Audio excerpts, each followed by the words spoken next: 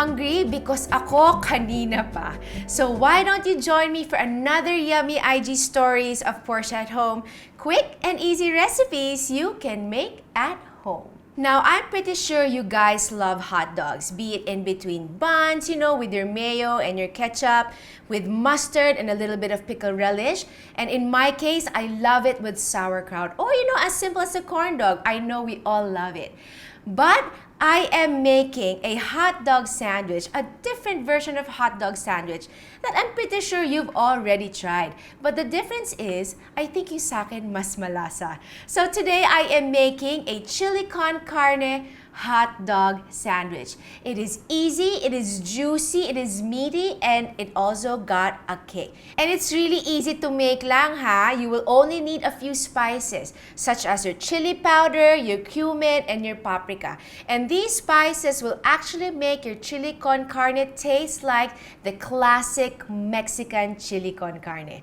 And what I also like about this recipe that I will be sharing with you is that you can use this as topping for your nachos. O, diba? Sometimes we have your late night cravings or your barkada will just, darating na lang sila sa house nyo. You can have this chili con carne frozen in your fridge and then meron na kayong panghanda. So, ano pa bang iniintay natin? Magluto na tayo.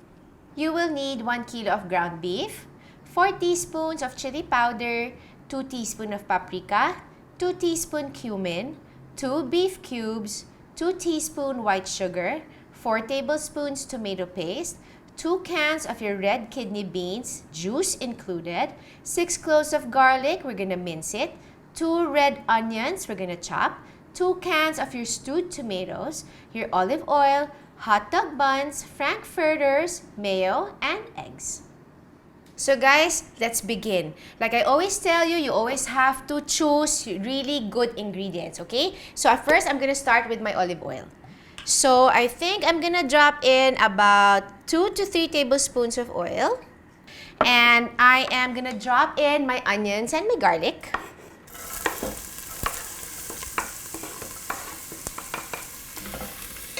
We're gonna saute this for about 30 seconds. Just saute this for a little bit and then we're gonna start adding our ground beef.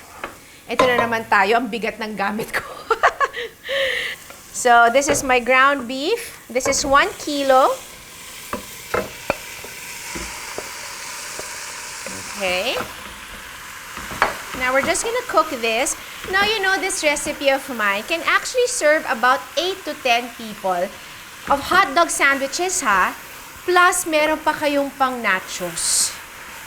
So, what you can do with this recipe, if let's say you don't finish it all, you can always put it inside your freezer. And again, like what I mentioned earlier, if let's say may bisita kayo, biglang may darating, or let's say your son is hungry from school, you can always get a portion of that frozen chili con carne, heat it up, and serve it with nachos. Okay, now as you can see here, my beef is nicely cooked. It's brown already. Hindi na siya mapula. Now it is time to add our spices. Okay, so what I have here again are my chili powder, my cumin, and my paprika. What I do, I put it in one container, well, like this or like my bowl, para isang shoot na lang yan. Ito yung Mexican flavor that we're looking for, these 3 spices, okay? So, I'm gonna mix this together, and then also I'm gonna add my 2 beef cubes. Okay, we're gonna add that. Let that melt and dissolve together with our ground beef. So sana nandito kayo, you can smell it. Super bango. Now next, what are we gonna do? We're gonna start adding our tomato paste. We're gonna add our tomato paste. This is 4 tablespoons. Okay. Now our chili con carne is starting to look red. Kasi kanina brown to, di ba? Right. So there, we're gonna mix this together. Now it is time to add our stewed tomatoes. 2 cans. Now you can use stewed or diced or crushed, but what I like about the stewed tomatoes is that buo-buo pa rin siya, so may bite pa rin.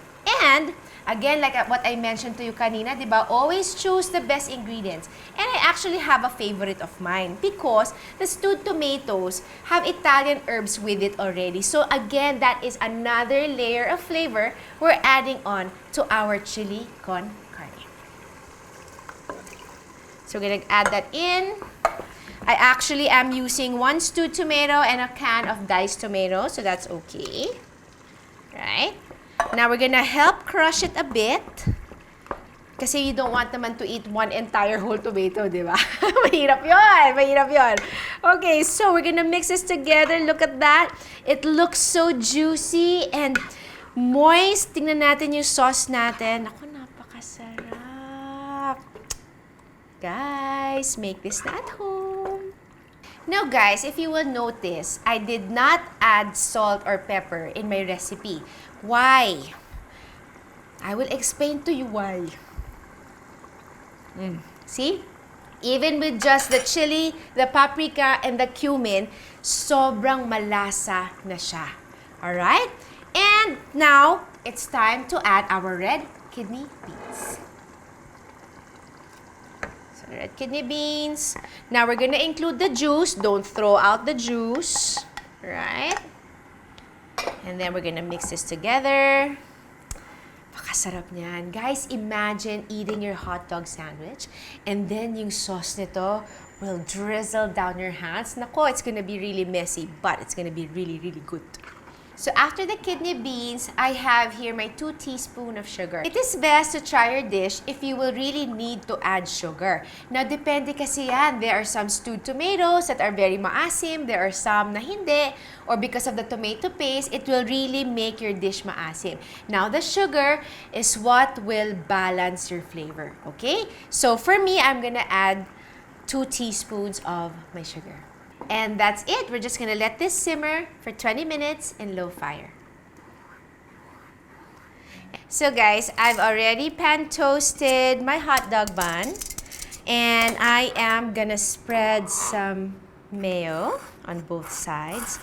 You know, every time you make sandwich, masarap talaga ng may mayonnaise. And then, my frankfurter. Now guys, I have an advice or a tip for you guys. When making your chili con carne, choose a sausage na hindi siya aagaw pansin, or how do you say it? Yung hindi mga agaw ng flavor from your chili con carne. Because remember, the star of your dish is your chili con carne. So in my case here, I chose to use a frankfurter because it's mild, hindi siya maalat, it's not peppery as well. So it's a very nice balance to go with your chili con carne. Okay, now here is napakasarap. Nako, this is really gonna get really, really messy. As you can see, my sauce is in there. The bread is starting to absorb it. I'm gonna add more of my beef. Ooh, sarap! Look at that! And then, nako, mawawalan ako ng poise when I eat this. I top it with sunny side up eggs. So imagine this as you bite, the juice will drizzle down your hands together with the egg yolk. Nako, super sarap. Shucks! Kaya ko ba ito kainin? It's a challenge ako. For reals! Teka lang, ang arte. Okay, shucks. Oh my.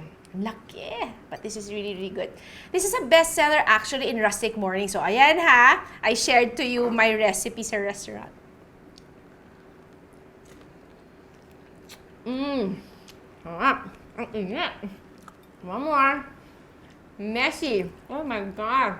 Look at that. It is best eaten with your hands, dear. One more. So good. By the way, if you guys have noticed in the past 3 IG stories, I've been hinting on some big news that I've been working on. And that is my own YouTube channel, Portia at Home. It is finally happening because you guys have been leaving comments and suggestions that we do our own YouTube channel, and ito na yun. It is finally happening. So I'm really excited because I'll be able to share with you more recipes. Alright, so next time, no, not next time, next week, doon na tayo magkita. YouTube!